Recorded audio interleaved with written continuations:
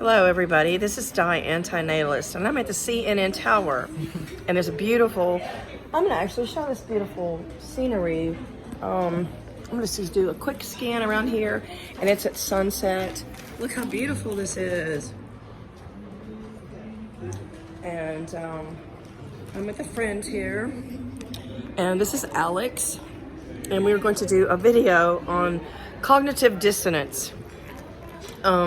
So we have a newspaper. There's an interesting news article about Jordan Peterson and his addiction to tranquilizers and how he's going through total mental agony and breaking down and ending up in rehab. And I just think it's interesting to note how, a lot of breeders like Jordan Peterson, very pro-natalist folks, they constantly preach about how much control they have over life and circumstances and how easily they can change their circumstances. But it seems that, until reality really hits them in the face and until life gets really difficult and challenging, that only then do they realize how harmful life is and how miserable life can get and how dark things can get. So I just think this article was interesting to note. That even people who are, very financially successful and famous and so on can still go through mental anguish and total misery and total failure. So life is always and you said he had always guarantees some sort of harms. And it's always unpredictable. Yeah. And you said something about a few years back he was discussing antinatalism. Yeah, he was discussing antinatalism with David Benatar in a podcast, and I think his arguments were really weak. So in a sense, it's kind of satisfying to see him going through this stuff. I mean, not that I wish him any harm, but it is good to see reality hitting. And this is a Canadian newspaper, right? Yeah. It's the name of it. This is National. Let me just see. This is today's newspaper.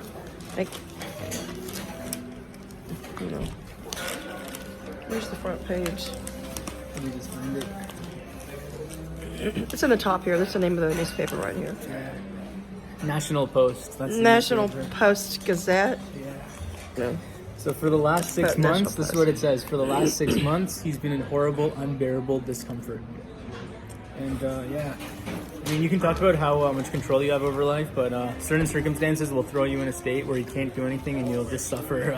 And there's no free will, right? And there's no free will. I mean, even serial killers, they were born or they were developed, or nature or nurture produced them. But yeah, breeders love to believe that they have a total control over the quality of life and the life of others, and it's kind of bullshit because if you get dealt certain cards or certain things don't go the way you planned it, you can really suffer. So we should always minimize the risk of suffering and tragedy, and the best way to do that is just not have children. Yeah, don't have children. But the cognitive dissonance of breeders has no limits, and even when reality gets hellish for them, they'll still justify it. Exactly, they justify even when things get really bad. They think there's a brighter tomorrow, or they're always like searching for. There's searching hope. For something. There's a brighter look across the horizon, or things are going to get better for us, or God has a plan for us, and this is just in God's plan. No, I mean, who wants to suffer, even if it's God's plan? I don't want to suffer. Things won't get better necessarily. Some people will die of cancer. Some people will get mangled in a car wreck. I think one of every 3 people die of cancer. So we're either going to die of cancer or trauma or heart disease. So yeah. What I think is funny is when you go to the doctor and they say, does anybody in your family have cancer? Well, yeah, every great grandparent or grandparent, they all had cancer, right? So, I mean, what bullshit. I mean, the medical profession just treats your situation like there's hope, or there's a pill, or, you're going to survive, and, we're going to patch you up and go on your merry way. Yeah, just like so many illogical mind games that breeders like to play to justify the fact that life is somehow justifiable and worth it, but there's just too many harms and too many things that can go wrong, and it's better never to have been. Look at this coal. Look at this CNN Tower. Drink, stir. Isn't that cool? And we got a paper straw here for the environment. Let me grab mine too. Yeah.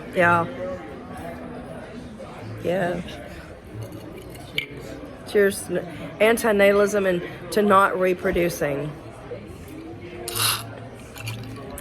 So this is Alex, and he lives in Toronto. So I guess that's about all of our discussion today. I think we got everything right. So don't breathe. Oh yeah, show the t-shirts. Oh yeah, the t-shirts. Yeah, the t-shirt. But I'm gonna show you my purse. That cool purse? Elvira. Yes. It's a coffin. So this is and I was gifted this t-shirt from Alex. It says life sucks. Die. It says life sucks die. LSD. Look at this. Life And he's got a black one. So anyway, just don't reproduce. That's the storyline. Don't reproduce. Don't have children. Don't have biological children. Either adopt a child or foster, or adopt an animal. Right? Cheers to that. Cheers. Thanks for watching my video. Oh, isn't that beautiful? God, that's beautiful.